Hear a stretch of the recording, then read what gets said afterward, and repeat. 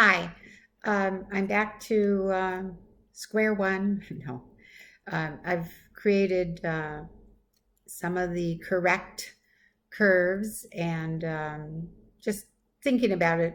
I also want to mention that one of the reasons why I may have made this time when I had to pull back to get the proper shape is because I did a template of that shape. I drew it out, I cut it out, and I put it up to my weaving. And with that template, I created the shape of the shield. And then in my travels, I didn't take the, somehow I lost that little template. So that's another way that you can stay on track with Nahin shapes is that you trace it out, the shape you want, and you can put it on tracing paper, or you can cut out like I did with a template of the the shield shape, and that guides you as to the correct weaving that you want to do, because you can just hold it right up to your area. So I'd like to do more braids today, and I'll be recording as I do my braiding, and then I'll read a story over that recording so that we'll get a few traditional stories in too. So welcome. So when you're entering more than a few color braids, with this shape, I'm going to enter right exactly where I'd entered the black 3 strands for the black 3-strand braid. So I'm going to, there's 16 warps wide, and so on this side I'm going to wrap around the 16th warp, and this this yellow or this white is definitely um, a smaller weight and a lighter weight yarn, but it's a lovely merino wool.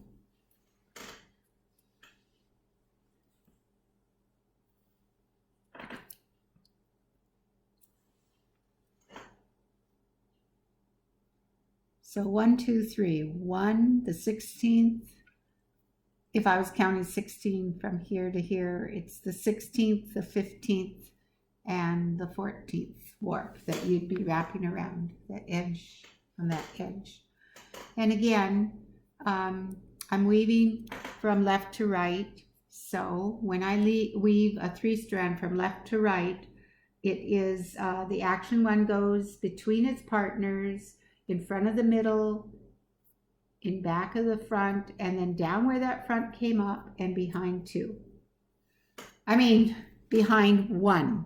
Because when you're shaping these, it's always going to be behind 1 when the shapes move, when the action, if it's a straight line, then like I said before, then you can go behind 2. But when you're going around shapes and smoothing shapes, it has to be behind 1 warp. So the action 1 moves around those shapes by enclosing just 1 warp as it travels. The action 1 goes in front of the middle, in back of the front, down where that front one comes out, and behind 1.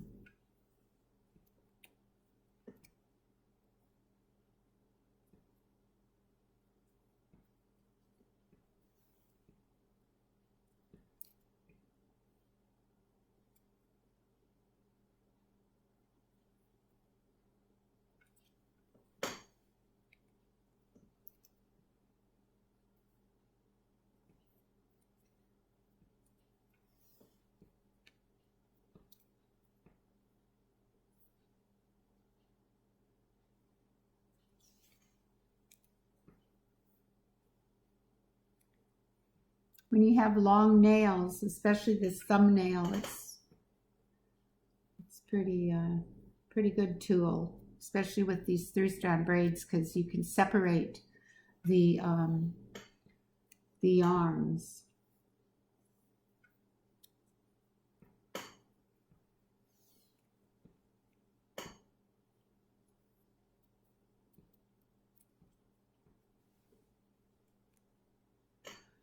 And when you come to this side, remember that there is a flat area, and then these steps start going up. Do not extend into the flat area. You end right where the black ended, right in that step up, the first step up there. Tucks right into that area. So it ends right where the black one 3-strand ended, and then you push up, go straight up, and you really are also using your thumb or a needle if you needed to use a needle to push up, because that what you're doing is also creating definition in that shape where you want that shape to be. So in and around the copper shield shape, I have put copper, actual copper embroidery thread, and it's real metal. It just is something I wanted to honor the material of the copper, because copper has quite a lot of mystery and supernatural stories about it. And it wasn't just a material that we heated up in the fire and pounded. We also had stories of the copper being the salmon copper. I read a story about the salmon copper, and or the copper that was salmon, or the salmon copper. There's also a story about I think the Tsimshians have a story about a copper frog, and we also have a story about a copper flying about and unveiling themselves, the copper spirits and power in our stories are very interesting. So copper was a real important metal for us. We formed it in fire. We formed it in our tools, our masks, and we included them and the origins and the different adventures with copper in our stories. So anyway, I really wanted to add some copper to my copper shields. So I'm weaving it just like I did with the yarn. It's made, like I say, an embroidery thread, so I'm pretty sure it's not going to damage the wool. Like oftentimes iron, other metals can damage the yarns. But this copper was made, this yarn was, or embroidery thread was made for use with the material of fibers. So there I've added the copper, and it's hardly even going to show, but I just wanted it there. Then I have another white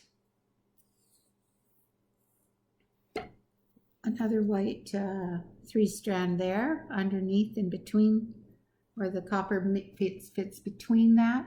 And again, I add this 3-strand right where I added the copper, the white 3-strand, and the black 3-strand. And that's why I say it's really important to get a very lightweight yarn when you're doing doing braiding with nahin, and your small areas are not going to feel bunchy. You're actually going to be smoothing things if you use the very small yarns for your details within the shapes, the small shapes of nahin.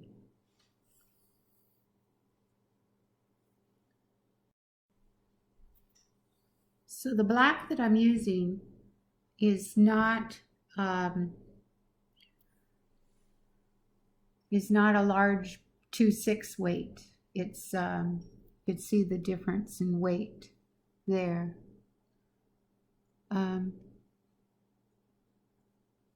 Yeah, so the finer the yarn for the braiding around your small nahin shapes, the better. Because there are a lot of braids. There are braids around every color area, and they could get quite bulky if you didn't put a smaller weight in with your braids. Now, if you don't have smaller weight braids, that's fine. We're just learning techniques right now, and if your shape looks a little bulky, well, you know why, right? And so the next time you practice a shape, if you can get a hold of smaller yarn, that it will always be better for the nahin designs. I'd like to mention that Cheryl Samuel has a booklet out that talks about a circle, and she has quite a lot of handwritten instructions in that circle pamphlet. Her and her daughter, their kits, they have some very good instructions there for the basic nahin. And I just want to say that in addition to the Chilkat book, if you can find that circle pamphlet, then that would be good. Okay, so now I'm going to start the blue, and that blue needs to have a blue 3-strand. Now I don't have a small blue yarn for this particular color, and you can tell that the 3-strand just pops out here. It's very visible. Where now that I'm home, I'm gonna look at my stash of yarn and see if I can find something close to that blue in a finer yarn. So I was able to find a fine blue that is similar to the blue I'm working with, but I just want to make sure that it blends in good with my basic color. So you remember that when you were creating this curve, there was 4 that were at the apex. There was 4 warps there that didn't have any steps in there, right? So I'm going to enclose 4 by doing 2, 2. And now I'm going to do a nahin turn, and I'm going to break that pair above by turning and going behind only 1. Okay? And then 2. And then remember, after the flat 4, I went over 2. Okay, so here this has enclosed the 4. Now I need to go over here and go beyond 2 from where I started. So I'm going to grab 2, and then I'm going to grab 1 more, and that will extend my weaving to that 2 that I know I did with the black. Now I'm going to do a nahin turn, and I had enclosed only one there, so I'm going to create a pair by enclosing the two. And now 2 and 2, which brings me where I turned before. So now I'm going to go 2 beyond where I had turned and extend that, because I had extended it in the black. So it's almost like a puzzle. It fits together like a puzzle piece, where you extended, where you retreated in the black, you extend in the blue. So I've extended beyond that central 4. Now I do a nahine turn, and I'm going to break that pair that I just created, and I'm going to turn and bring the weaver behind 1. Now I'm going to go 2,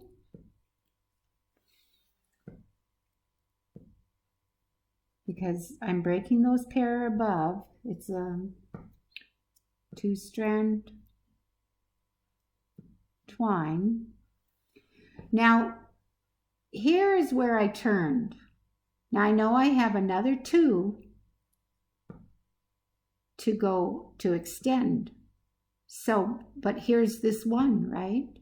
Well, I am going to collect the 2 and then the 1, and that's where I'm going to turn. Okay?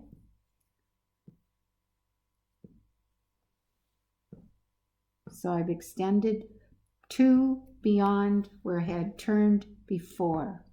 Now I do the nahine turn. Now I'm only doing this with this one right now because I have a bunch of work to do before I get to this point for the rest of the shields. So, but I just wanted to just double check and make sure that the fine yarn that I found it's not exact, but it's a nice fine yarn that is very close in color. And as I weave it, you don't see any stark differences at all with that color. So yippee, I have a nice color. That's one of the joys of finding colors in yarn stores and buying them and not knowing when you're going to use them. But I'm always looking for colors that go good with nahine.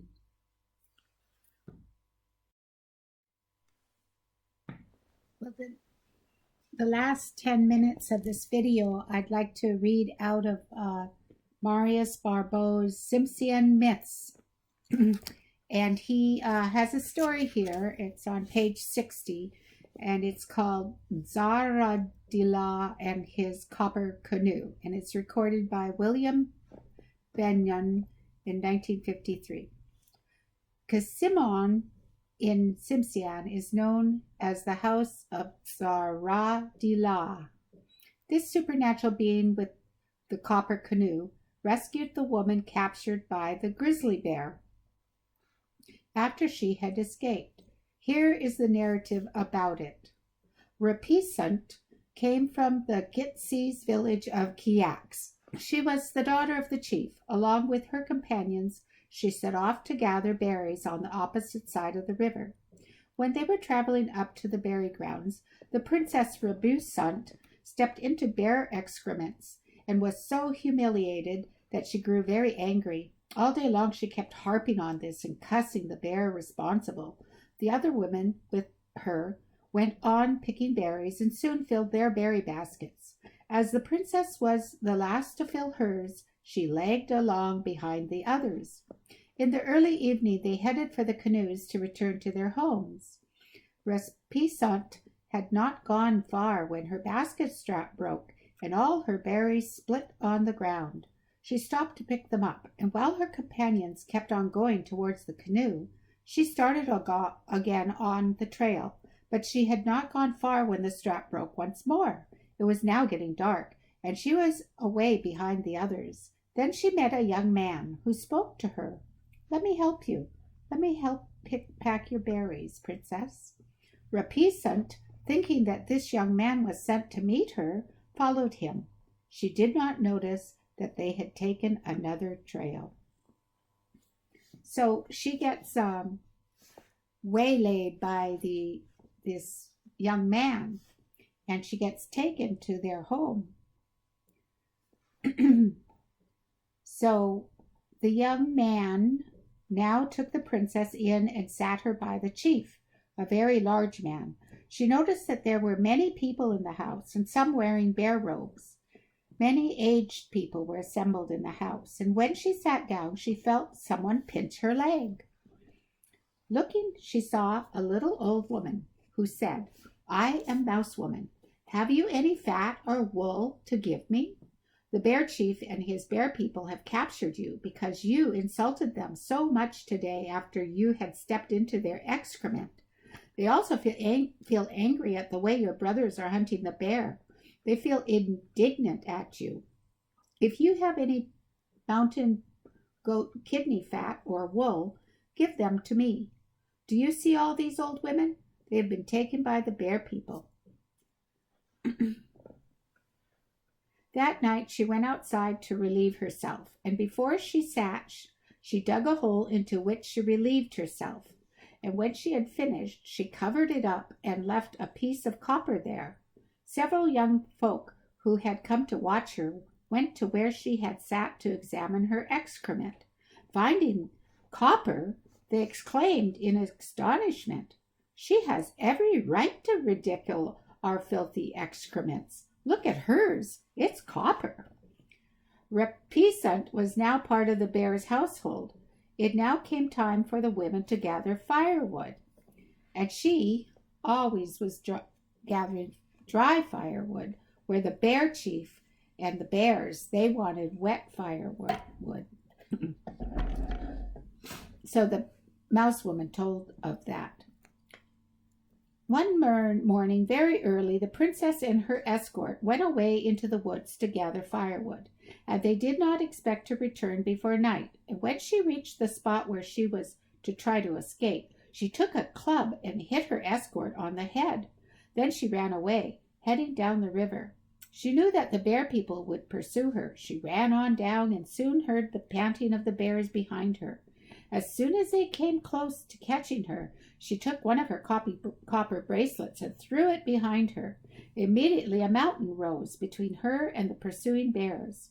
She kept on traveling very fast, but in a short while the bears were able to overtake her and were again gaining on her. Then she took off the other copper bracelet and threw it behind her.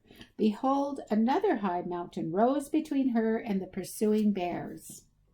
She was now able to reach the shores of the Oxtal River. At Gemskoats, she stood still and saw a man from distance from the shore in a very bright, shiny canoe. She knew that the pursuing bears would soon be upon her, so she called out to the man, "Come, Zaradillah, rescue me, and my father will give you many boxes." The man paid her no heed. Then she yelled, "Come, Zatullah, rescue me. My father will give you many slaves and boxes." The man paid no heed again to her. Hearing the approaching bears, she cried out desperately, "Come, Zaradillah, rescue me, and I will marry you." Immediately, Zaradillah took his supernatural club and struck his canoe, the copper canoe. And at once the man who struck the canoe with his club, it moved away some distance from the shore. The bears had now arrived, and the leader jumped into the water to swim after the canoe. Zaratzalah took his supernatural club, which was a live being with a head at each end, and threw it at the bear. The club attacked the bear and killed it. Then Zaratzalah went to his home at Kutsam with his wife and took her into his home. So that was the story, and the woman saved herself by using her copper bracelets. But in the story, the man, he stood up and he had that shining canoe. So that was a copper canoe. Anyway, that's one story from the Tsimshians. And I've heard that story in a Tlingit story, and I know the Haidas have had the story too, where the young lady cusses at the excrement of the bear, which makes the bears angry. But when they get fooled and they think, oh, well, no wonder she was making fun of my excrement or the bear's excrement. Look at hers; it's all copper. So anyway, that's a fun story, and like I said, there's quite a few of those stories. And I'll read you another copper story another time, because my blue and black robe, really, the blue of the robe, I believe, is a copper, like when a copper penny gets old and it has a crust of very beautiful blue on it. And I think that many of our blue objects in the past were thought to have the copper magic to it. So thank you so much for listening.